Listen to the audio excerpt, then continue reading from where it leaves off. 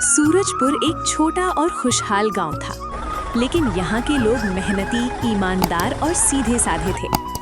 गांव के बीचों बीच एक पुराना चौक था और उसी चौक पर पूरे गांव का इकलौता ढाबा चलता था। ये ढाबा था गांव के प्रधान रघुवीर महतो का। दोपहर की तेज धूप में गांव का चौक सुस्त पड़ा था। रघुवीर महतो का ढाबा ही ऐसा स्थान था जहां चूल्हा लगातार जल रहा था। लोहे की कढ़ाई में करी उबल रही थी, मटन की खुशबू दूर तक फैल रही थी, तवे पर रोटियां सिक रही थी और चाय की केतली से भाप उठ रही थी। लेकिन ढाबे के बाहर खड़े लोग खुशबू को सूंघ कर भी अंदर आने की हिम्मत नहीं कर रहे थे। प्रधान जी, आज तो मजा आ गया। सुबह से ही लोग आते जा रहे हैं। लगता है आज फिर मोटी कमाई होगी। अरे दीपक, मोटी कमाई तो होना ही है। जब गांव में सिर्फ एक ही ढाबा हो तो ग्राहक खुद चलकर आता है। सही कह रहे हैं प्रधान जी, यहाँ नहीं खाएंगे तो कहाँ जाएंगे बेचारे। ढाबे के बाहर दो मजदूर रुकते हैं। भाई, खुशबू तो जबरदस्त है। एक बार पूछ लो भाव क्या है। अगर ज्यादा हुआ तो चाय पीकर ही लौट चलेंगे। आओ आओ गांव वालों, आज चिकन और मटन दोनों ताजा हैं। भैया, चिकन कितने का है? मात्र 220 रुपए प्लेट है भैया। कीमत सुनकर दोनों मजदूर हैरानी से एक दूसरे का मुंह देखते हैं। इतने महंगा? चल छोड़, इतने में तो घर का राशन आ जाएगा। प्रधान जी, आपने देखा, लोग भाव सुनते ही लौट जा रहे हैं। जाने दो, जो जाएगा वो शाम को फिर लौटेगा। लेकिन प्रधान जी, गरीब लोग तो मजबूर हैं। मजबूरी ही तो हमारा फायदा है दीपक। पेट की आग बहुत कुछ सिखा देती है। पर बाहर वाले गांव में यही खाना आधे दाम में मिल रहा है। अरे ना समझ, और वहां जाने का किराया, वक्त, थकान सब जोड़ोगे तो यही सस्ता पड़ता है। एक बूढ़ा किसान धीरे धीरे ढाबे के सामने आता है। प्रधान जी, आधी प्लेट चिकन करी मिल जाएगी क्या? आधी प्लेट नहीं देते हम, पूरा लो या रहने दो। ठीक है प्रधान जी, इतने पैसे तो नहीं है मेरे पास। बूढ़ा किसान वापस लौट जाता है। प्रधान जी, कभी-कभी मुझे लगता है हम ज्यादा ही भाव ले रहे हैं। सुन दीपक, धंधे में दया नहीं चलती। लेकिन अगर लोग नाराज हो गए तो? नाराज होकर जाएंगे कहाँ? ये गांव मेरा है, ये चौक मेरा है और ये ढाबा, यही उनकी मजबूरी है। जो बाहर गांव जाकर खाएगा उसका किराया कौन देगा? यहीं खाओ या भूखे रहो। ढाबे के बाहर खड़े लोग ये सब सुन लेते हैं, लेकिन चुपचाप आगे बढ़ जाते हैं। किसी के पेट में भूख है तो किसी के मन में गुस्सा, और यहीं से इस कहानी की असली आग धीरे धीरे सुलगने लगती है। शाम ढल रही थी। मिट्टी की दीवारों वाला छोटा सा घर, जिसकी छत से हल्की हल्की धूप छनकर अंदर आ रही थी। कोने में जलता हुआ चूल्हा, उस पर उबलती दाल और पास ही बैठी करण की मां सरिता, जिसके चेहरे पर थकान साफ दिख रही थी। करण बाहर से घर में आता है, चेहरे पर उलझन और मन में बेचैनी। आ गया बेटा, हाथ मुंह धो ले, खाना बस तैयार होने वाला है। माँ, अगर थोड़े पैसे मिल जाते तो? पैसे? क्यों बेटा, कुछ जरूरत है क्या? सोच रहा था आज बाहर गांव जाकर कुछ खा आऊं। घर का खाना रोज खाकर बोर लगने लगा क्या बेटा? ऐसी बात नहीं है माँ, बस मन करता है कभी कभी। इतने में बाहर से करण के पिता महेश की आवाज आती है। किसका मन बाहर का खाना खाने का है? अरे करण कहला था। हाँ, सुना मैंने। खाने के लिए पैसे चाहिए और काम के लिए बोलो तो चुप्पी साध लेता है, नालायक। पिताजी, मैं काम करना नहीं चाहता ऐसा नहीं है। तो फिर कर क्यों नहीं लेते? गांव में इतना काम पड़ा है। कौन सा काम पिताजी? दिन भर मजदूरी करूं और फिर भी पेट भर खाना ना मिले। सुनिए जी, करण बच्चा है, उसकी भी कुछ इच्छाएं हैं। इच्छाएं पेट नहीं भरती सरिता। पिताजी, मैं आप पर बोझ नहीं बनना चाहता। मैं दिखाऊंगा पिताजी, एक दिन ऐसा भी आएगा जब लोग मेरा नाम इज्जत से लेंगे। बस बातें मत करना, काम से साबित करना। माँ, मैं बाहर जा रहा हूँ। खाना खाकर जा बेटा। आज नहीं माँ, आज मन भारी है। वो घर से बाहर निकल जाता है। सरिता चुपचाप उसे जाते देखती रहती है। महेश भी कुछ नहीं कहता। उस छोटे से घर में भूख ही नहीं, सपने भी पल रहे थे, और वही सपना आगे चलकर पूरे सूरजपुर की तस्वीर बदलने वाला था। गांव के बाहर एक पुराना बरगद का पेड़ था। यही जगह थी जहां गांव के लड़के सपने भी देखते थे और तकलीफें भी बांटते थे। करण चुपचाप पेड़ के नीचे आकर बैठ जाता है और बैठकर मन ही मन कुछ सोचने लगता है। उसका चेहरा बता रहा था कि मन के अंदर कुछ टूटा हुआ है। उसी पल सलमान उसके पास आता है। अरे करण, आज इतना जल्दी यहाँ? क्या बात है भाई, चेहरा क्यों लटका हुआ है? कुछ नहीं यार, बस घर में फिर वही बातें। काम वाली? हाँ, पिताजी को लगता है मैं बस बहाने बनाता हूँ। मेरे घर में भी वही हाल है। सबको लगता है काम ना मिलना हमारी गलती है। तू बता, कब से ढूंढ रहा है काम? 6 महीने हो गए, कई हर जगह पर पूछा हूँ तो कहते हैं अनुभव चाहिए। और अनुभव कहाँ से आएगा? गांव में काम भी वही पाए जिनके पास पहले से पैसा है। वही तो भाई, और जिनके पास नहीं है उनके लिए बस इंतजार। कभी कभी लगता है ये गांव छोटा नहीं है, सोच छोटी है। तभी हवा में ढाबे से आती चिकन करी की खुशबू फैलती है। अरे वाह, खुशबू तो जन्नत जैसी है। हाँ बेटे, और दाम नर्क जैसे। चल आज बाहर गांव चलते हैं, कम से कम पेट तो खुश होगा। पैसे नहीं है यार मेरे पास। आज मेरे ऊपर, कब तक ऐसे ही रहेंगे? सलमान, क्या हमें पूरी जिंदगी यूं ही दूसरों पर निर्भर रहना पड़ेगा? नहीं। तो फिर रास्ता क्या है? रास्ता वही है जो अभी किसी को दिख नहीं रहा। क्या मतलब भाई? मतलब अगर मौका नहीं मिलता तो मौका बनाना पड़ता है। बड़ी बड़ी बातें मत कर, क्या बात है वो बता। बातें नहीं भाई, सपने हैं। सपनों से पेट नहीं भरता मित्र। लेकिन सपनों के बिना जिंदगी भी नहीं चलती मित्र। दोनों उठकर खड़े होते हैं। दो बेरोजगार दोस्त, जेब खाली लेकिन सोच धीरे धीरे भर रही थी, और यहीं से उस विचार का बीज पड़ चुका था जो आगे चलकर पूरे सूरजपुर की तस्वीर बदलने वाला था। शाम का वक्त था, सूरज ढल रहा था और आसमान हल्का नारंगी हो चला था। करण और सलमान बाहा गांव की ओर जाते हुए कच्ची सड़क पर धीरे धीरे चल रहे थे। अचानक आगे उन्हें असामान्य भीड़ दिखाई देती है।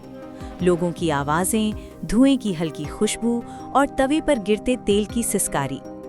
अरे, यहाँ इतनी भीड़ क्यों है? इस रास्ते में तो कभी कोई दुकान नहीं लगता था। चल पास जाकर देखते हैं। अरे, ये तो प्रधान के ढाबे का आदमी है। अरे हाँ यार, मतलब ये भी उसी का धंधा है। भाई जल्दी करो, बहुत देर से खड़ा हो। अरे सबको मिलेगा, धक्का मुक्की मत करो। भैया, चिकन करी कितने की है? 220 रुपए खेट।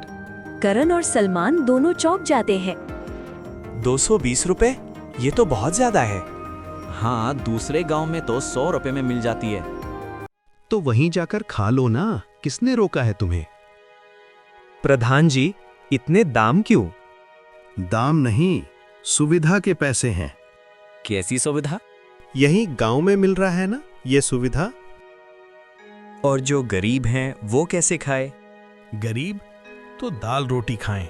मतलब चिकन खाना अमीरों का हक है? ज्यादा बोलोगे तो यहाँ से हटा दूंगा। चलो निकलो यहाँ से। अब समझ आया, ये सिर्फ ढाबा नहीं है, ये मजबूरी का कारोबार है।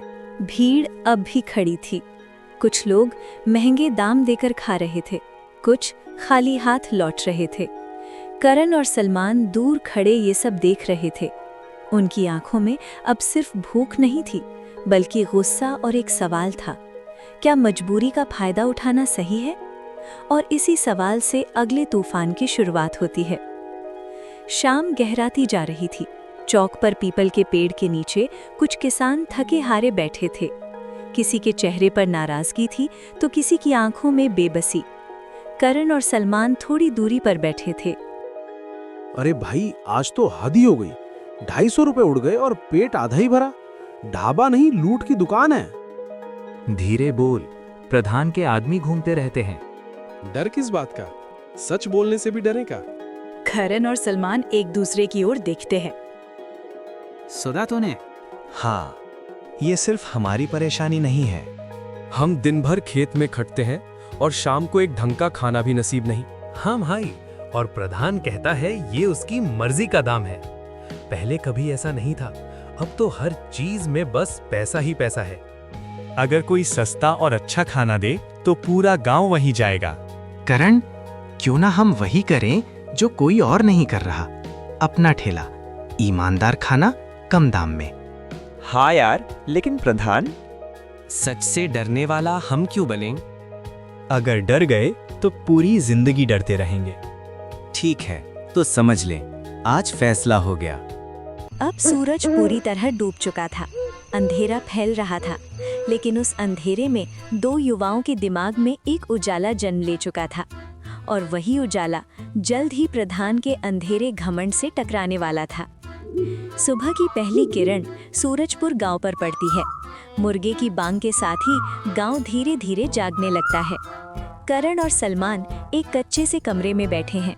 बीच में बोरी में रखे मसाले, एक पुरानी सिलबट्टा और आंखों में ढेर सारी उम्मीद। करण, अगर आज नहीं शुरू किया तो कभी नहीं कर पाएंगे। सही कह रहा है, डर अब बाद में आएगा, पहले काम। देख भाई, अगर स्वाद सही बैठ गया तो कोई हमें रोक नहीं पाएगा। और अगर नहीं बैठा तो अगली बार और अच्छा बनाएंगे। करण सिलबट्टे पर मसाले पीसने लगता है। मेरी माँ कहती है, खाने में सबसे जरूरी नियत और पेट की इज्जत। लहसुन, अदरक, सूखी मिर्च, धनिया सब पिसते हैं। कमरे में ताजे मसालों की खुशबू फैल जाती है। वाह, अगर खुशबू ऐसी है तो स्वाद क्या होगा।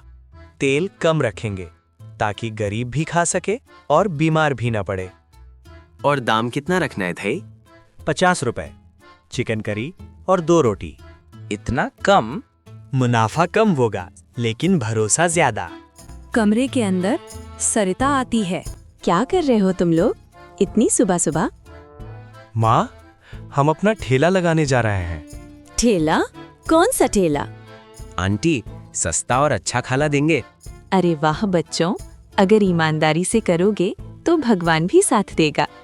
यार करण, सोच रहा हूँ अगर प्रधान ने देखा तो देखेगा, हम चोरी नहीं कर रहे। और अगर रोका तो गांव रोकेगा। सूरज अब पूरी तरह निकल चुका था। ठेला तैयार खड़ा था। दोनों दोस्त एक दूसरे की तरफ देखते हैं। डर भी है, उम्मीद भी, लेकिन सबसे ज्यादा हिम्मत। और इसी हिम्मत के साथ वे कदम बढ़ाते हैं गांव के चौक की ओर। करण, दिल बहुत तेज धड़क रहा है। अरे डर मत, आज नहीं बिके तो भी सीख मिल जाएगी। भाई, सच में 50 रुपए ही है? हाँ भैया, पूरी प्लेट है। इतने सस्ते में, और स्वाद कैसा है? आप खुद खाकर बताना। ये लो प्लेट। सलमान चिकन और चावल की प्लेट परोसता है। ग्राहक पहला निवाला लेता है और उसका चेहरा खिल उठता है। अरे बाप रे, इतना स्वाद! हाँ भाई, कमाल है। प्रधान के ढाबे में इतने में तो दाल चावल भी नहीं आते। दूर से रघुवीर ये सब देख रहा होता है। इन लोगों ने ये क्या तमाशा खड़ा कर दिया? मालिक, लोग उधर ही जा रहे हैं। सिर्फ 50 रुपए में पूरी प्लेट बेच रहा है। अरे ये लोग पागल हैं क्या? देख, प्रधान खुद देख रहा है। तो क्या हुआ, हम गलत नहीं कर रहे, तू उधर ध्यान मत दे। दोपहर तक ठेले के सामने लाइन लग जाती है। कढ़ाइयाँ खाली हो जाती हैं। करण, सब बिक गया। पहली बार लग रहा है कुछ सही कर रहे हैं। मालिक, आज हमारे यहाँ कोई नहीं आया। ये अभी शुरुआत है। चौक पर एक तरफ हंसी और संतोष था, दूसरी तरफ घमंड को लगी पहली चोट। और रात के अंधेरे में एक नई साजिश जन्म लेने वाली थी। गांव में अंधेरा छा चुका था, सड़कें सुनसान हो चुकी थीं, लेकिन प्रधान, रघुवीर और दीपक छिप छिप कर ठेले की तरफ बढ़ रहे थे। ठेला अभी भी चौक पर था। अभी अभी बिके हुए बर्तन और मसाले हवा में हल्की खुशबू छोड़ रहे थे। दीपक, देखा, सारा गांव हमारे खिलाफ खड़ा हो गया। मालिक, क्या हम ऐसा कर सकते हैं? क्या कर सकते हैं या करना चाहिए अब फर्क नहीं पड़ता। आज सबको दिखाना है कि हम ही यहाँ के राजा हैं। मालिक, ये तो उनका पहला दिन था। इतनी मेहनत से। इतनी मेहनत? हमारा ढाबा बंद हुआ और ये लोग यहाँ चमक रहे हैं। तू तेल डाल। दीपक टिन के ऊपर तेल डालता है। रघुवीर हाथ में माचिस से आग लगाने जाता है। मालिक, चलो जल्दी करें। ये ठेला जलते ही हमारा राज फिर से चमक जाएगा। जैसे ही माचिस जलती है, एक आदमी दूर से चिल्लाता है, अरे क्या हो रहा है यहाँ? क्यों सब कहाँ से आ गए हैं? मालिक, लगता है हम पकड़े जा रहे हैं। प्रधान जी, काफी हुआ। ये ठेला हमारा है, चले जाओ यहाँ से। रघुवीर और दीपक चुप हो जाते हैं। भीड़ ने उनके इरादों को नाकाम कर दिया।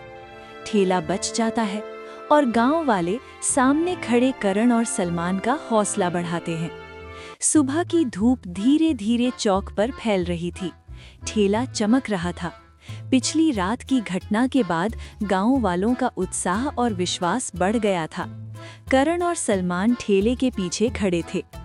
देख रहा है करण, कल रात की घटना के बाद लोग हमारे ऊपर और विश्वास करने लगे हैं। हाँ, और अब कोई हमें डराने नहीं आएगा। भाई, चिकन करी तो शानदार है और दाम भी सही है। सच में, अब प्रधान के ढाबे की जगह यही हमारा ठिकाना है। प्रधान गुस्से में आग बबूला हो जाता है, लेकिन क्या ही कर सकता है। ठेले के सामने लाइन लंबी होती जा रही थी। बच्चे, किसान और महिलाएं सब खुश होकर खा रहे थे। ठेले के चारों तरफ एक सकारात्मक ऊर्जा फैल रही है। ठेला अच्छा चलने लगता है, गांव वाले भी खुश रहते हैं और करण और सलमान भी। इस तरह ये कहानी यही समाप्त होती है। तो दोस्तों, एक जरूरी बात, वीडियो बनाने में बहुत मेहनत लगती है। आप सभी प्लीज वीडियो को लाइक करिए, चैनल को सब्सक्राइब करिए, 1K जल्दी करवा दो, शेयर करिए और कमेंट में अपनी राय जरूर दीजिए। मिलते हैं अगली कहानी के साथ अगली वीडियो में। तब तक के लिए अलविदा दोस्तों।